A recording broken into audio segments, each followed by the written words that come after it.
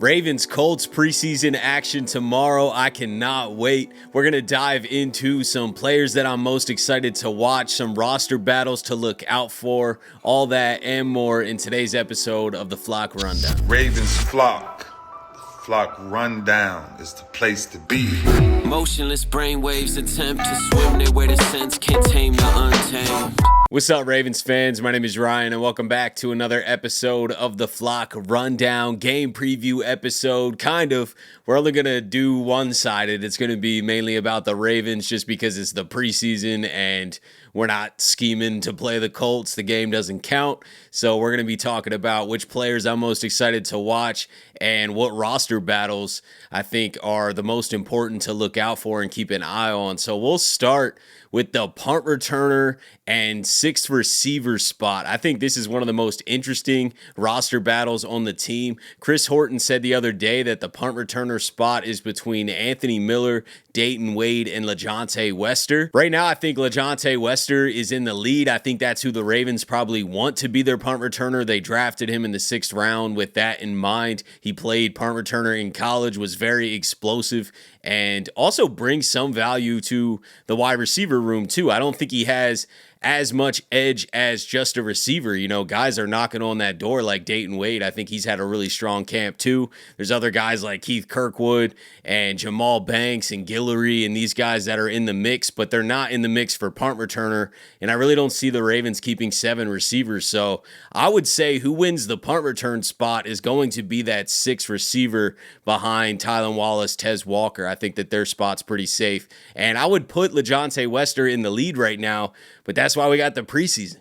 That's why I'm excited to watch this battle. You know, the punt return job is wide open. I know that they want Wester. I think Wester's in the lead, but Dayton Wade and Anthony Miller are also going to get some reps there. And they've also been having pretty strong camps, especially Dayton Wade. I think he's put a pretty strong offseason together and did that last year too, by the way. So this is a guy that if he went out there and smashed the punt return duties and LaJohntay struggled a little bit, you know, Dayton Wade could leapfrog him. We'll see how it all plays out. I do think if I'm a betting man early on, I think it's going to be LaJohntay Wester, but I am glued in on, you know, is anyone dropping the punt? How are the punt returns? Yesterday, LaJohntay Wester almost took one to the house, or they said it probably would have been taken to the house if it would have allowed, the play would have been allowed to continue. So this is a guy that could rip one off at any moment, man. And that's the kind of punt returner I want back there. But we heard Chris Horton talk about, you know, they want a punt returner who's just going to catch the ball and make very smart decisions.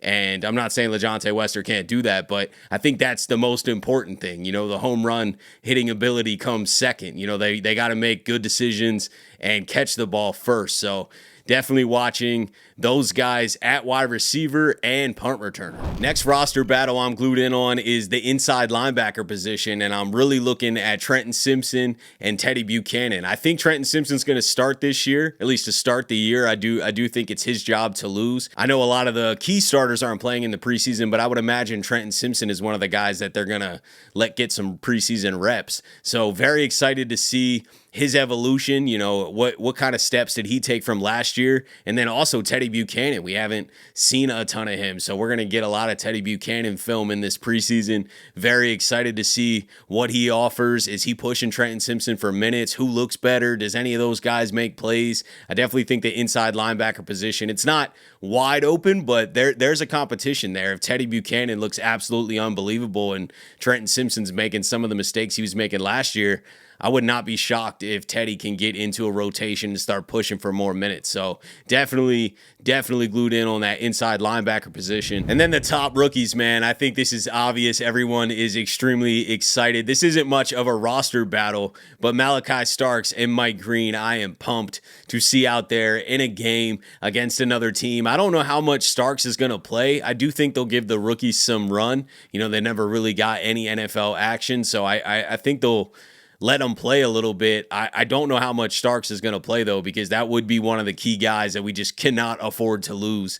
Not that I want to lose Mike Green, but we have other pass rushers that can help out there. You know, if we lost Malaki Starks and we already lost our Darius Washington, our safety room would be very thin. So I'm not sure how much time Malaki Starks is going to get, but pumped to see him out there. Heard nothing but great things all offseason from Malaki Starks. I think he's going to be an asset to this defense, even as a rookie. I think he's well beyond his years, and, coaches have raved about him. Other players are raving about him. So excited to see Malaki Starks out there. Is he making any plays? And then Mike Green, man. I mean, Mike Green has been flashing every single time that we've seen him in any highlight, in the stadium practice. We got some film finally, and man, unbelievable, game-wrecking, versatile pass rusher.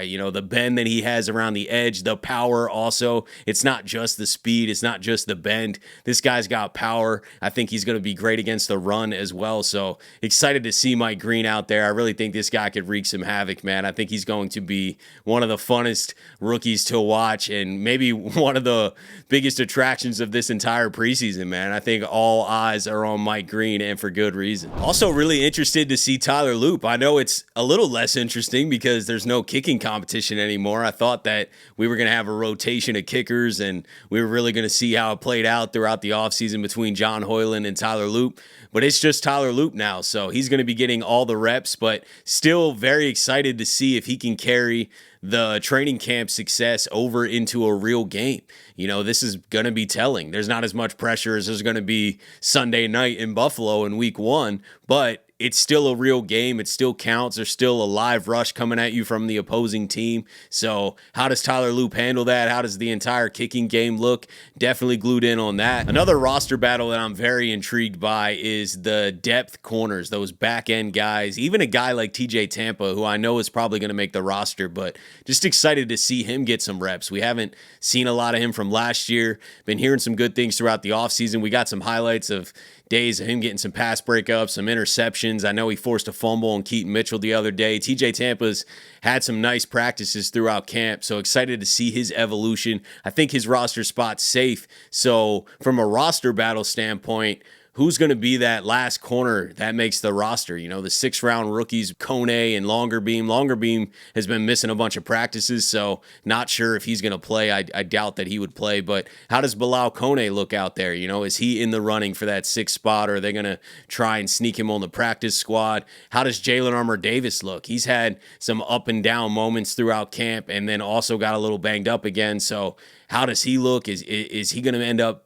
pushing to make a roster spot on the team? I feel like if he has a great preseason and can stay healthy, he might be in the lead to get that final roster spot. But also, undrafted free agent Ruben Lowry has been a standout throughout this entire offseason, training camp, multiple interceptions. I think he's got 4 interceptions at least. Can he carry that camp success into the preseason game and make some plays or get an interception? I think that would go a long way to make his case to make the team. I think Ruben Lowry's got a real shot to make this team. That back-end corner depth spot is wide open. Another intriguing roster battle that I'm glued in on is the left guard battle between Andrew Voorhees and Ben Cleveland. I know the majority of the offensive line isn't going to start. Most of the starters aren't going to play, but I would imagine we see Voorhees in Cleveland and in some kind of rotation, So how do they look? We're finally going to get some consistent film and a bigger sample size to look at how Cleveland looks, because we hear that he's up and down in practice and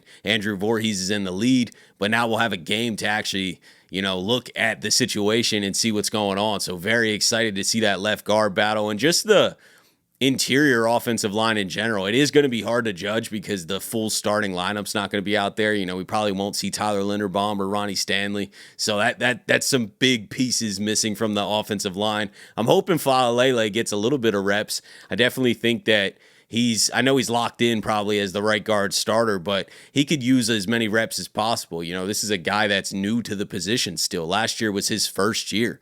So I know you don't want to risk injury, but that's a guy that isn't going to, hurt from getting more reps. And I think that the interior of our offensive line is still the weakest spot, really, and I do expect a leap from last year. So I'm not sitting here saying that our offensive line's trash or anything. I think it will be better than last year, but we saw the guard play from last year. I'm not absolved from all those concerns. I definitely still have some concerns. So really excited to watch this offensive line, and especially that interior offensive line. Left guard battle for sure. And then if Fa'alele's out there, very intrigued to see his development and leap from last year. Two other guys that I'm very excited to watch that I think will make the team. I'm just pumped to watch them out there, and that is safety Sanusi Kane and Brade. I think these dudes are going to be flying around, could provide some of the biggest hits out of the preseason. We saw last year that these guys are flying around. We've heard no different all through camp.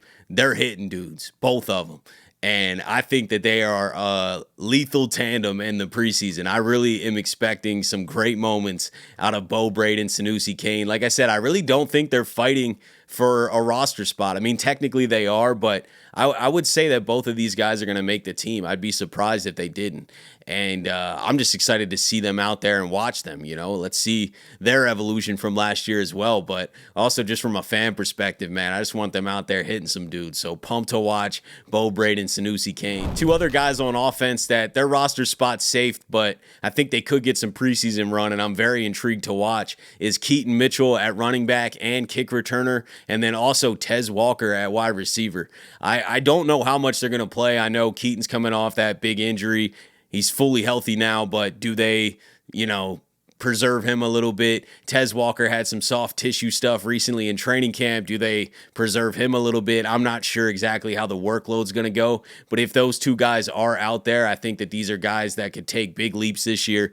Tez Walker's had an enormous offseason. I mean, this guy's been making plays almost every single day. So would love to see him out there with Cooper Rush and the ones. And, Tez Walker at that point should be our leading receiver. I don't know if Tylan Wallace is going to play or not, but Tez Walker would probably be the number one receiver out there. So excited to see if he could get, some volume of targets or just make a play or two out there. What's Tez Walker look like? And then Keaton Mitchell too. We saw him at the stadium practice making some highlights. We've been hearing all through camp that he's looked explosive and is faster than ever. So very excited to see Keaton Mitchell out there. Aeneas Peebles is another guy on the defensive line that I'm pumped to watch. I just love his twitch. I love his motor. I think that he could get a sack or two in this preseason and make some plays. I definitely think he's going to get some pressure. So I don't know if he'll be out there with the ones or not. I'm not sure exactly who's all playing, but I would expect Peebles to get quite a bit of reps throughout the preseason. So definitely excited to watch him. And then the last roster battle that I'm really intrigued to watch is the depth outside linebackers like Adisa Isaac, David Ojabo, Malik Ham. Who stands out of the pack? Who gets a strip sack? Who makes plays out there? Who's consistently winning their reps? Who's beating their man early and getting to the quarterback? I'm intrigued, man. Are we seeing a leap out of a guy like David Ojabo? I think he has to. I think we have to have a dominant preseason from a guy like David Ojabo, or he might not make the team. Same with Adisa Isaac. We just haven't heard much. A couple practices here and there where they had some good reps. I'm not saying that they've had a bad offseason, but they're not flashing like a Mike Green's flashing or something. So Mike Green's already kind of leapfrogged them on the depth chart. I mean, David Ojabo and Adisa Isaac are mid-round picks, a second, third-round pick. These guys were brought in to be effective, productive pass rushers for us.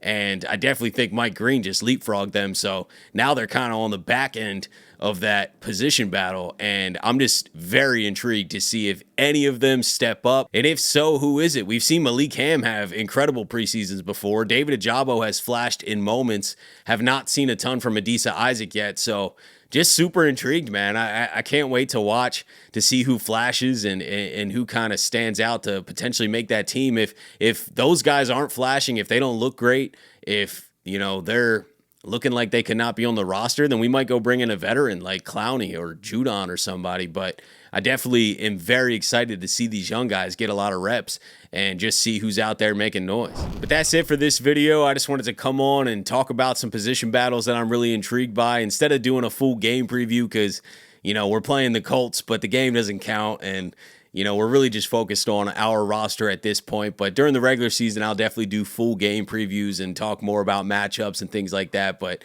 the matchups in this situation are kind of irrelevant. So I wanted to focus on the Ravens roster, the depth chart, and the battles and things like that. So let me know what you guys are thinking. Who are you intrigued to watch? What bold predictions do you have for this game? Who do you think stands out? Who do you think out of the guys that we were talking about in this video are going to flash and make the roster? Let me know. Appreciate you guys, as always, for tuning in to another episode of the Flock Rundown. Have a beautiful rest of your day, and I'll let the greatest linebacker in the history of the game take us out. Ravens flock. The flock rundown is the place to be. My man Ryan has been a lifelong Ravens fan since he was born. The flock rundown. Nothing gets better than waking up and wondering how high we can fly. Tune in. Motionless brainwaves attempt to swim their way to sense, can't tame the untamed.